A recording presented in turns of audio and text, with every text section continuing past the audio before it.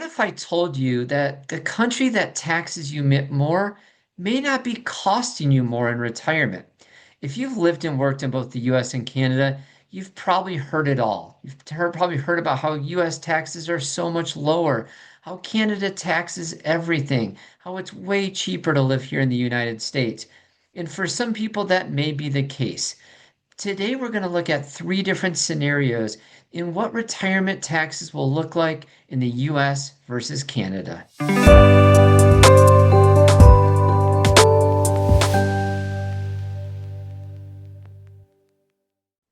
Hi, my name is Brian Haggard. I'm a certified financial planner, chartered financial analyst, and I'm the founder of Retirement and Financial. We help simplify your cross border retirement plan.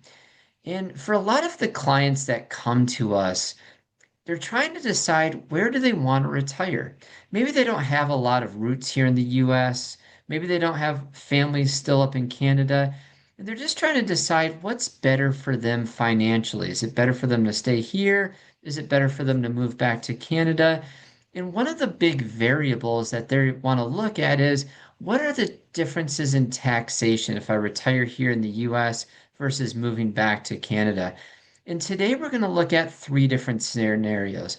We're going to look at three different retirees and what their taxes will look like here in the US versus retiring back in Canada. Now, when we're looking at different tax scenarios, we have to make a few different assumptions.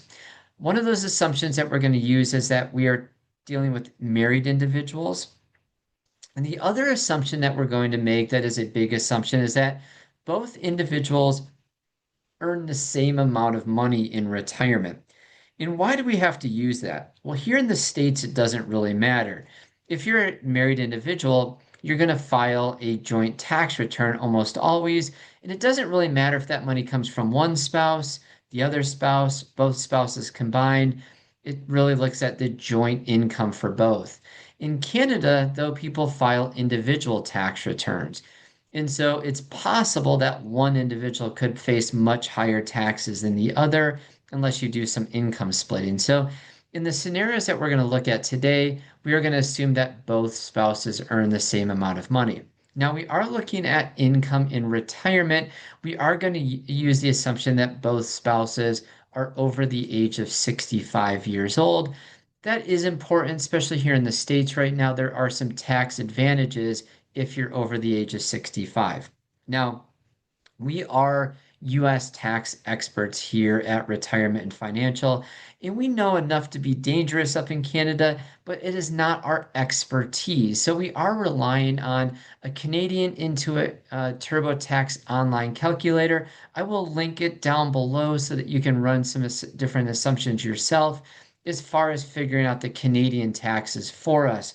We use a tax planning software so that you know what the US taxes are. The other assumption that we're going to use is we're going to look at somebody retiring in Ontario versus somebody retiring in North Carolina. And that's important because uh, provincial taxes are a big part of the Canadian tax system. And Ontario tends to be kind of in the middle as far as taxes are concerned. You may go to Alberta, it would be a little bit cheaper as far as taxes. You may go out to Nova Scotia or Quebec, and then your taxes are going to be much higher than some of the assumptions that we're going to look at today. North Carolina also tends to be kind of in the middle of taxes here in the United States. You might retire in Texas or Florida, and your income taxes would be lower because there's no state income taxes. You might be retiring in California or New York, in which your taxes might be a little bit higher. So we tried to pick a couple areas in which taxes are a little bit more in the middle of the road. I'm also using a 1.35 exchange rate when we're looking at US versus Canadian income. As I mentioned before, we're going to look at a few different examples. We're going to start off by looking at somebody with a little bit lower income, or at least lower income for the examples that we're looking at today. We'll look at somebody with middle income and then also higher income as well. So as you can see, there's a chart here, and all we're doing is showing the comparison between what somebody would make as US dollars versus somebody making in Canadian dollars. just because the amount is different in Canada on the right-hand side, it's not because they're earning more, it's just the different in the exchange rate. If you collect Social Security, CPP, and OAS, as well, it doesn't really matter if you're in Canada or the US, the amount should be the same. It's just the exchange rate is going to be different, of course. So in this example, we are looking at somebody with just income from Social Security, CPP, and OAS. And you can see in this example, they would get US dollars, $48,000 per year, which would equate to $4,000 per month. Or if we look at this on the Canadian side, that would be $2,000 per individual, and then another $500 per person or $1,000 per month in Canadian CPP and OAS. But there's no account withdrawals. The only income that these people are living on in retirement is from those Social Security and CPP and OAS. And as you can see, the total US income would be $60,000 per year in this scenario, which equates to $81,000 of Canadian income, again, assuming that 1.35 exchange rate. As you can see, running this through our scenario, now this is for 2025 taxes, running this through our scenario, somebody with $60,000 of just Social Security based income here in the United States would pay zero in taxes. One of the nice things about having a lot of Social Security income here in the United States is that Social Security is treated favorably, both on the federal side here, as well as many states don't tax Social Security either. CPP and OAS is allowed to be included on that Social Security side. And so that makes, when you're getting a lot of your income from Social Security, CPP, and OAS, you could face some really low taxes here. If we equate that to what it would look like on the Canadian side, you would pay about 8,600 Canadian for that same amount of income in Canada, which would equates to, if you had that same amount of money equated to US dollars, here in the United States, you end up paying about $6,400 or $6,300 US dollars less by earning that money in the US versus going up to Canada and what you would pay up in Canada. Again, in this example, in Ontario. And this is a big difference, right? We're talking about more than 10% of their income in Canada would get taxed, where here in the States, nothing would get taxed. And that does make a big difference, especially for some of those lower income earners that are relying just on Social Security and CPP, OAS to live on in retirement. Now I want to look at another example where the Social Security, CPP, OAS, that all stays the same as what the previous example was, but now we're taking into account withdrawals. That might be RRSP withdrawals in Canada. It might be 401k or IRA withdrawals down here in the States. And now we're putting that in this situation, we're going to show that each spouse withdraws $30,000 for a total of $60,000 in withdrawals. In the last example, we had $60,000 worth of income. Now with these account withdrawals, the total US dollar with income is 120,000 per year, which equates to 162,000 in Canadian income. Now, Canadian dollars. Now, we don't really stipulate if this money came from RRSPs or RIFs or LIRAs or US retirement accounts.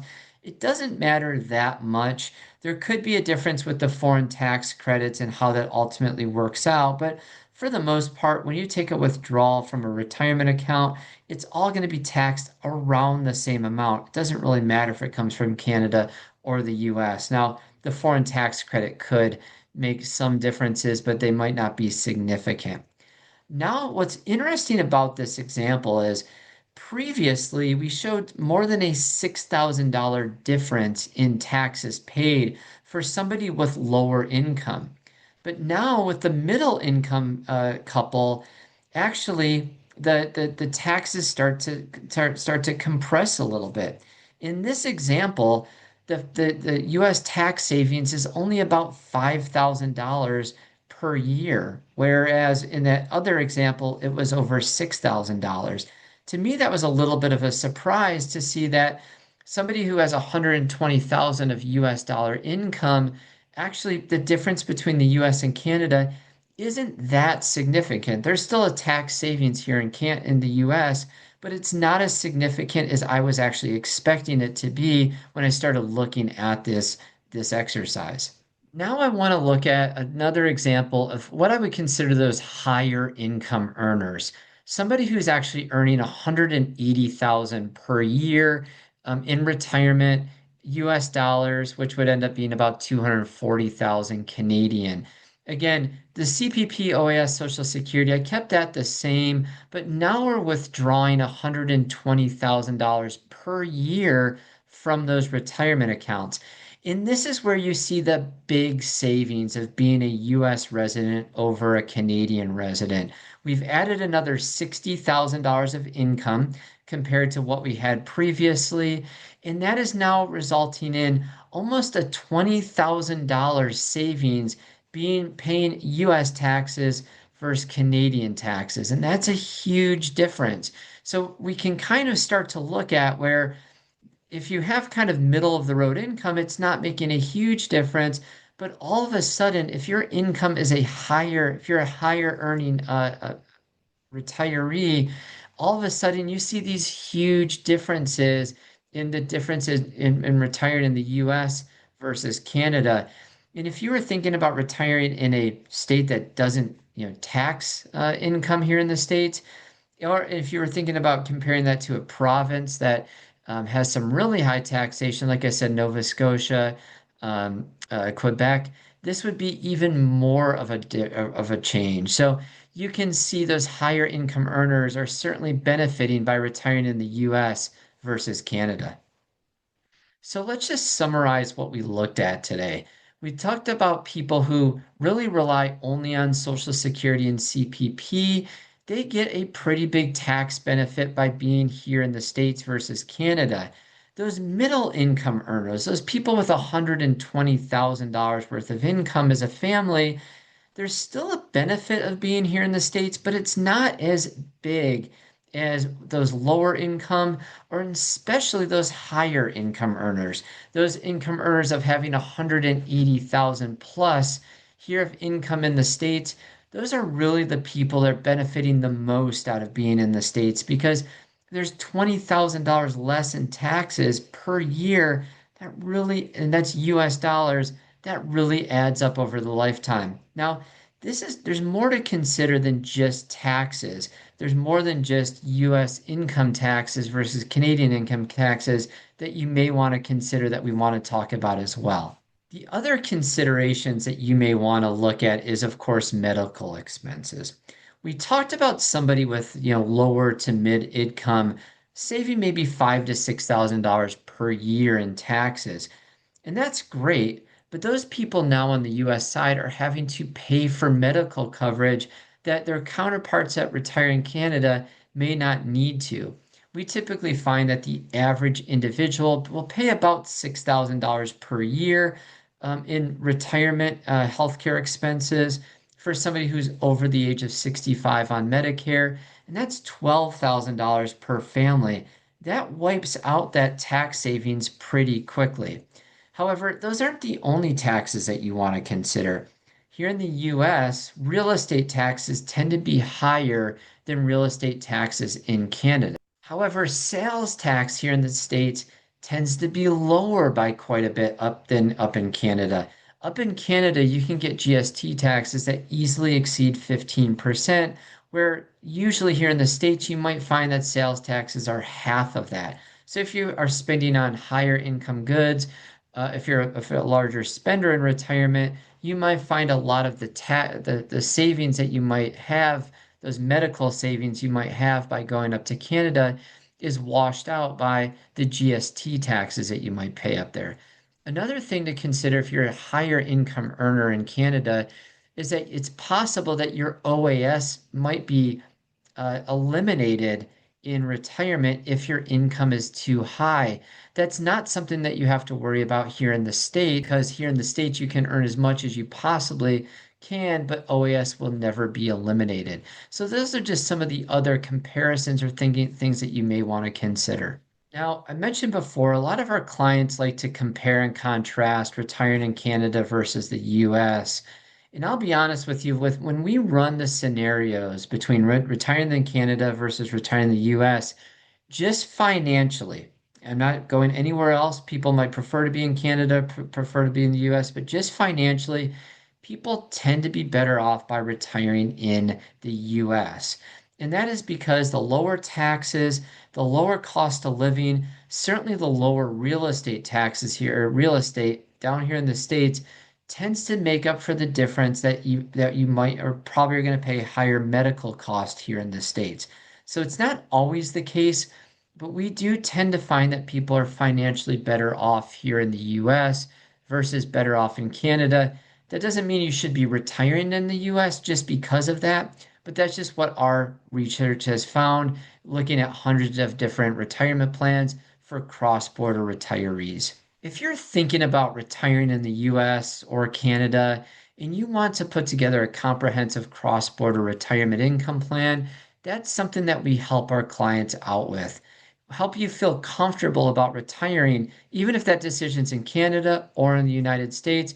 We'll help you with the best plan possible, help you feel comfortable retiring in either country.